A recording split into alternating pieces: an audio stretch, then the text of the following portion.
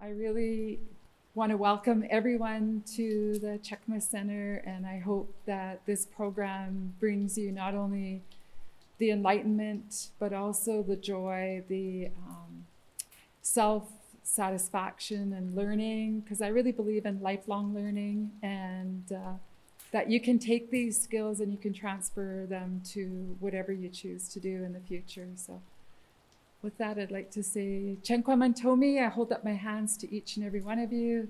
Osia. Even if you're a nature enthusiast, and you spend time in the outdoors, coming to this particular place can be even more special. There's just such a diverse range of sort of the forest up to the bluffs and the river and the lowlands and the valley and the marshed areas. I think that when you talk about construction or that kind of innovation, it tends to be very urbanized. And so to be able to take that and put it in a place like the Checkma Center where people have a chance to connect and grow together just makes it all the more special. And we're just so excited to have everyone here. The Aboriginal Housing Management Association is the Indigenous Housing Authority, and we are very excited to collaborate with the Checkma Center and BCIT and B Collective.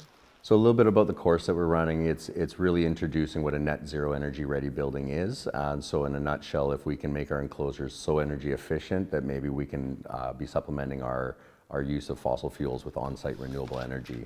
So the course really focuses on how we're going to go about identifying the materials to use, where to layer them depending on climate zone, and what their functions and roles are for being environmental separators. I'm actually creating about a 1/4 inch lip when I crease and double back on myself. We started off with a panelboard log cabin that had 0 control layers on it. It was just simply a function of shelter.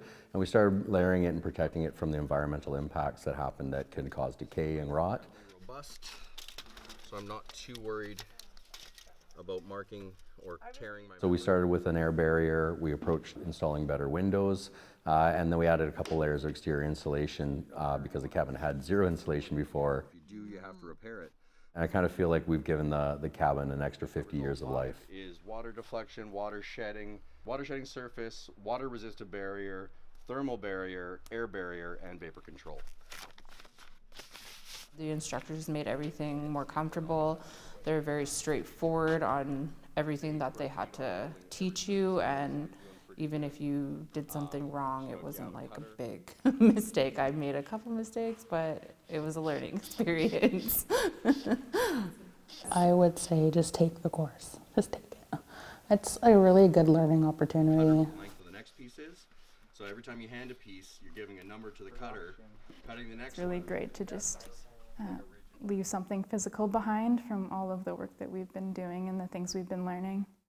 We also got to do so many different cultural activities and learn about things like finances and life planning and working with different groups of people. I feel like I have developed lifelong friends, and like I definitely would say clear your schedule and just take it all in. I think a program like this is so important just so we can kind of include everybody in the conversation of climate change. It takes so many different kinds of skill and attention to detail that I think that we really need to start thinking outside of the box to include everybody, especially those that understand the impact on the land.